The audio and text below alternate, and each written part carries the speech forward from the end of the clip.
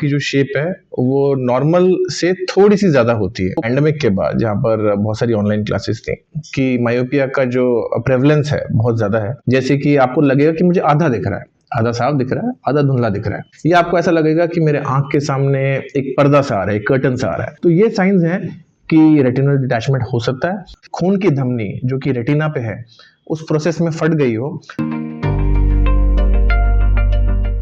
नमस्कार, एक बार फिर हमारे साथ हैं doctor Vishal Agarwal, retina specialist, Agarwal hospital, Malviya Nagar, Jaipur. पिछले वीडियो में हमने बात की थी मायोपिया से जुड़े मिथ्स और फैक्ट्स के बारे में। आज आपसे हम जानेंगे इसके कॉम्प्लिकेशंस के बारे में। सर, जब मायोपिया की बात आपने की थी, हाई मायोपिया एक होता है, तो उसके क्या कॉम्प्लिकेशंस हो सकते हैं? देखिए, मायोपिया एक बहुत ही ब्रॉड स्पेक्ट्रम, मतलब बहुत ही वेग टर्म है। तो उसमें अगर मैं आपको कहूं कि आपको 1 नंबर का चश्मा है तो वो भी मायोपिया की कैटेगरी में आता है। कुछ पेशेंट्स के बहुत ज्यादा हाई मायोपिया होता है, तो 16 या 18 नंबर भी होता है, 20 नंबर भी होता है, तो उसको हम पैथोलॉजिकल मायोपिया भी बोलते हैं हमारी भाषा में। तो हर मायोपिया के अलग अलग सिम्टम्स होते हैं। तो अगर हम बात करें कम चश्मे के नंबर की 1, 2 या 3, तो जनरली उनको नॉर्मल लोग होते हैं, उनसे ज्यादा कोई डिफरेंट सिम्टम्स नहीं होते। उनकी लाइफस्टाइल बिल्कुल नॉर्मल होती है, सिवाय कि उनको बस एक चश्मा पहनना पड़ता है। बट ये अगेन बहुत वेरिएबल, ऐसा नहीं है कि जिनके कम नंबर हो उनको कभी कोई सिम्टम्स हो ही नहीं। बट अगर हम स्पेसिफिकली जाएं, हाई मायोपिया में कुछ सिम्टम्स होते हैं जिनका पेशेंट्स को स्पेसिफिकली ध्यान रखना पड़ेगा। एक तो होता है फ्लोटर्स, ठीक है ना। फ्लोटर मतलब आंख के सामने काले धब्बे दिखना। काले धब्बे क्यों दिखते हैं वो भी मैं बताता हूं आपको। आंख जो होती है वो एक बॉल की शेप में होती है, जैसे आप ये देख रहे हैं, ये बॉल है, ठीक है ना। ये बाहर से ऐसा दिखता है, अंदर से कट सेक्शन ऐसा है। तो किसी भी बॉल में आप देखेंगे अगर उसमें हवा नहीं होगी तो वो पिचक जाएगी, ठीक है। तो ऑब्वियसली ह्यूमन आई में हवा तो होती नहीं है, तो इसमें एक जेली होती है। उस जेली मतलब एक, जैसे आपने जैम खाया हो तो जैम की कंसिस्टेंसी वाली एक जेली होती है जो कि पानी से थोड़ी सी गाढ़ी होती है। वो जेली को बोलते हैं विट्रस। तो आंख में वो विट्रस जेली होती है जो कि उसकी शेप मेंटेन करती है, ठीक है। तो होता क्या है कि जिनके आंख मतलब आई बॉल का साइज थोड़ा बड़ा होता है, जिनको हाई मायोपिया होता है, उसमें वो जो जेली की कंसिस्टेंसी है वो थोड़ी पानी की तरह हो जाती है। तो वो बिल्कुल सॉलिड नहीं रहती या सेमी सॉलिड नहीं रहती, वो पानी की तरह हो जाती है। तो जो विट्रस जेली है अगर वो पानी की कंसिस्टेंसी में हो जाएगी तो that will lead to floaters, मतलब काले धब्बे। तो वो विट्रस का एक पार्ट होता है, छोटे छोटे अंश होते हैं जो कि वो फ्लोट करते रहते हैं इस आई बॉल के अंदर। आपने ऊपर देखा तो वो ऊपर फ्लोट करेंगे, आपने नीचे या साइड में देखा तो वो उधर ही चले जाएंगे आंख की दिशा में, तो आपके सामने आएंगे। तो ये होता कुछ भी नहीं है, ये विट्रस जेली के कुछ अंश होते हैं। तो 90-95% केसेस में ये बिल्कुल हार्मलेस, मतलब इनका कोई प्रभाव नहीं है आपकी नज़र पे, सिवाय कि ये थोड़ा सा इरिटेट कर सकते हैं आपको, क्योंकि कुछ काले धब्बे आपके आंख के सामने बार बार आ रहे हैं। स्पेसिफिकली अगर कोई सफ़ेद बैकग्राउंड हो, वाइट वॉल हो, सफ़ेद दीवार हो, तो आपको थोड़ी देर में इरिटेट कर सकते हैं। बट अधिकतर मरीज यूज्ड टू हो जाते हैं। इग्नोर करना सीखना है इनको।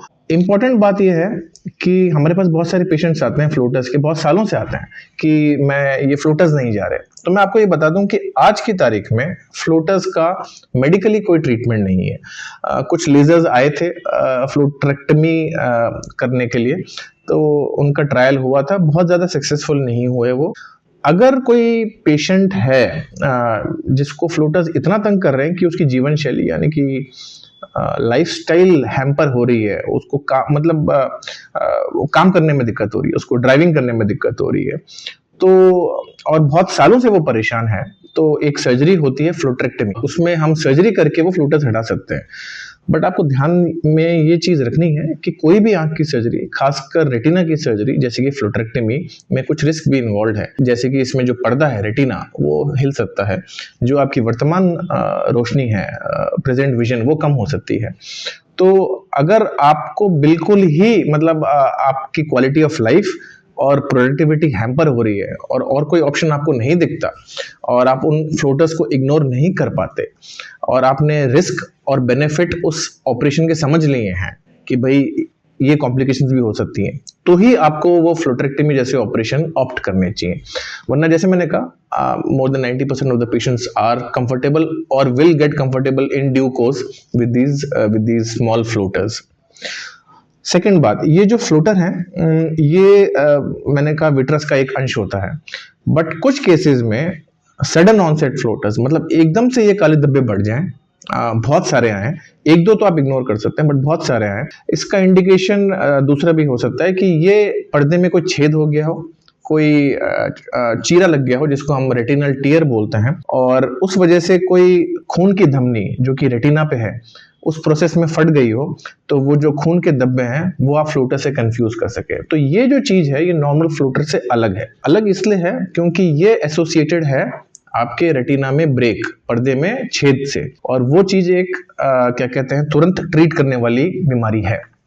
तो अगर आपके पास ऐसे सिम्टम्स हैं कि एकदम से बहुत सारे फ्लोटर्स आ गए हों, आपको हाई मायोपिया भी है और आपको ऐसा लग रहा है कि नॉर्मल से ज्यादा मुझे परेशानी हो रही है, तो आपको तुरंत एक रेटिना स्पेशलिस्ट को दिखाना है। आप जाएंगे रेटिना स्पेशलिस्ट के पास, आप उनको अपने सिम्टम्स बताएंगे, तो हम लोग जैसे रेटिना स्पेशलिस्ट हम क्या करते हैं, हम एक दवाई होती है जिससे आपकी जो पुतली है, जिसको इंग्लिश में प्यूपिल बोलते हैं, उसको हम डायलेट करते हैं, चौड़ा करते हैं, ताकि हम रेटिना देख सकें। रेटिना आंख का पिछला हिस्सा होता है, आंख का पर्दा, उसको देखने के लिए हमें डायलेट करना पड़ता है। जब हम उस पुतली को डायलेट करेंगे तो हम आपका पूरा रेटिना देख सकते हैं कुछ स्पेसिफिक मशीनों से, और अगर ऐसा कुछ छेद हुआ है रेटिना में तो हम उसको ट्रीट कर सकते हैं। अगर छोटा छेद है या बड़ा छेद है वो सब ट्रीटेबल है, उसका इलाज संभव है, सही टाइम पे इलाज संभव है, और अगर सही टाइम पे इलाज हो जाए और वो छेद बंद हो जाए तो धीरे धीरे वो फ्लोटर्स भी कम हो जाएंगे, और आगे चलने होने वाली कॉम्प्लिकेशंस जैसे कि पर्दा हिलना या विजन परमानेंटली कम होना, उसका भी बचाव हो सकता है। कॉम्प्लिकेशंस के बारे में थोड़ा सा और आपका वक्त लूंगा।